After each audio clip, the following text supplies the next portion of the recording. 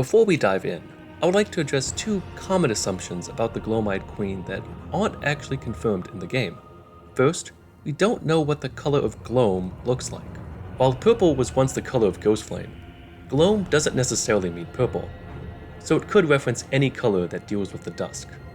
Second, we don't know for certain if the Gloam-Eyed Queen refers to just one individual, or if it's a title, like being Elden Lord. If it's the latter, that would mean multiple people may have been the Gloam-Eyed Queen, just like how Placidusax, Godfrey, and Radagon were all Elden Lord in different eras. So when we see Melina with a dusky eye during the Frenzied Flame ending, this would indicate that now she is the Gloam-Eyed Queen. She wasn't necessarily beforehand, but she became the queen in that moment. But while that would explain Melina's dusky eye, that wouldn't explain who was the Gloam-Eyed Queen. So in this video, I'll make the argument that there were multiple Gloam-Eyed Queens, and Melina is just the latest version.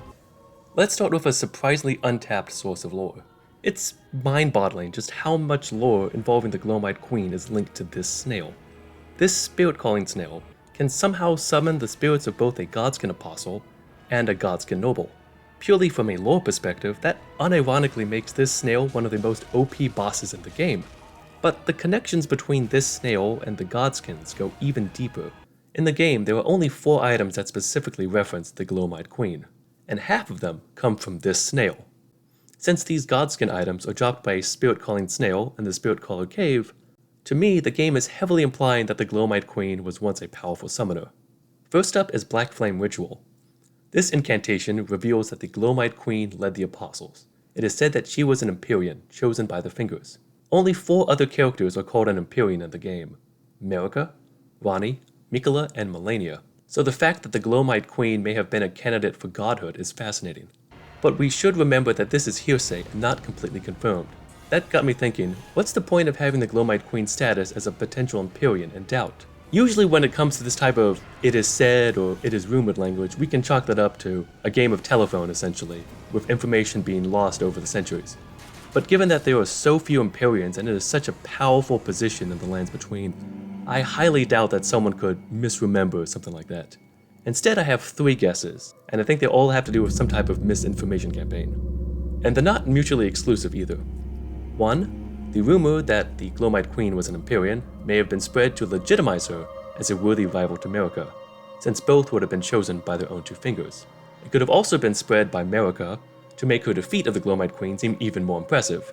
And finally, it may have been spread to delegitimize the 2 fingers, since they chose a queen who led a pack of Godskins. There also doesn't seem to be any mention of a consort for the Gloam-Eyed Queen. As I mentioned before, snails have been associated with virgin birth, so it's quite possible there was no need for a father. That would definitely explain the Godskindiero's absolutely fatherless behavior. That being said, there could be an alternate explanation that is very disturbing.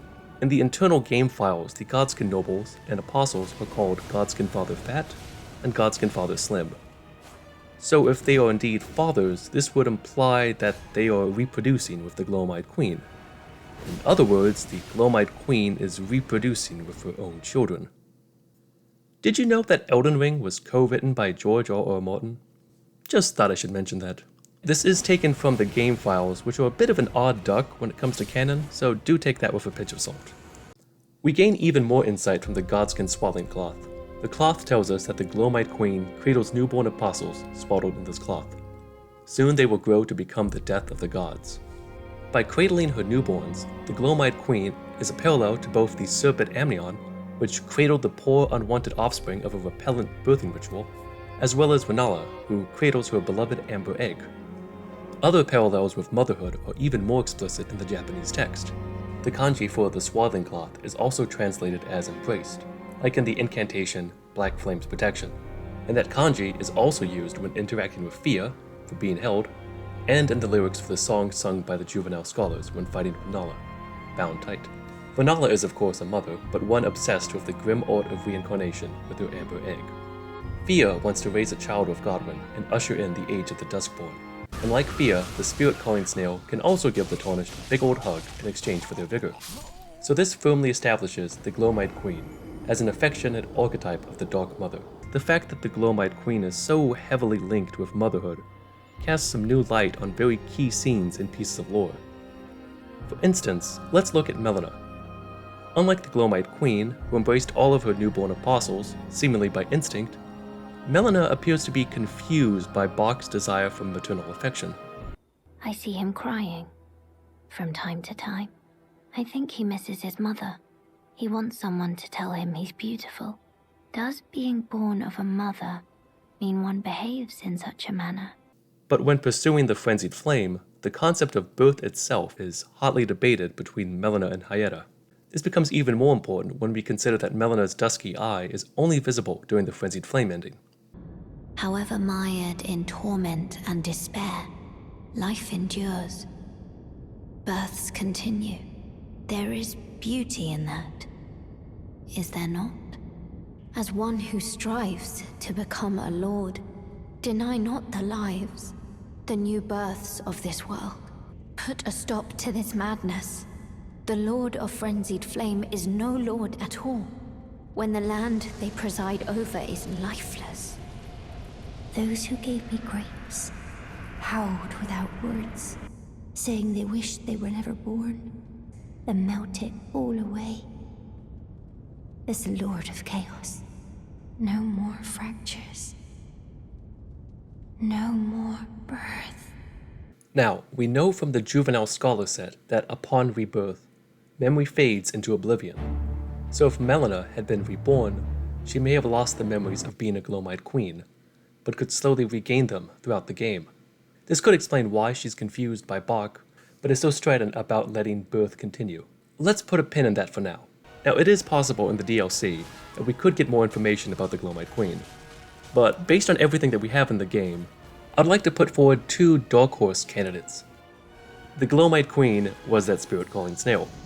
I have to admit, I first came up with this idea as a joke, but as I listened to the little snail in my ear, it started to make a lot more sense. Let's reiterate. This snail can summon a Godskin apostle and a Godskin noble. The only other enemy who can summon a Godskin duo is the Godskin duo. This snail holds half of all the items that mention the Gloam-Eyed Queen. That includes the talisman that describes how the Godskins were born, and the spell that suggests she may have been an Empyrean. For me, those are probably the two most essential item descriptions to unraveling the Gloam-Eyed Queen's true identity. And for good measure, the snail does have teal-colored eyes, which look rather similar to the eyes we see in Renna's body. We also know that many animals hold positions of power in the lands between. There's Elden Lord Placidusax, the Stormhawk King of Stormvale, and Beast Regent Siraj. So having a spirit-calling snail as the Gloam-Eyed Queen and a potential Empyrean is not that much of a stretch. In fact, there may have already been precedent. As Bob the Hollow pointed out, the Elden Beast has a very similar animation to the spirit-calling snail when the beast summons the arena. The snails in Elden Ring aren't just snails, but are listed as snake snails in the internal game files. To get their serpentine features, I think they came into contact with a power akin to the Crucible, specifically the one used by the Godskins. We do know from the Godskin Noble set that the Godskins are said to have assimilated inhuman physiology, not unlike the Crucible, the Erd Tree in its primordial form. And to further emphasize the point, one of the Spirit Caller snails can summon a Crucible Knight, while Lady Tanith is guarded by Gug, who is in deep pain. Tanith, or Tanit, is also the name for the Carthaginian goddess of the moon, which is a very interesting parallel with the lunar queen Rennala, and further links the moon, the serpent, and the Godskins together. Doing my own research, I found a lot of surprising connections between Rennala and the Godskins. She and Ranni wear a purple brooch that's very similar to the one worn by the Godskin Noble, and in the cutscene before Rennala's second phase, there's a close-up of her eyes opening, which show them to be a dusky gray. The fact that there's even a close-up happening here usually suggests that this is supposed to be some type of important information conveyed to the viewer.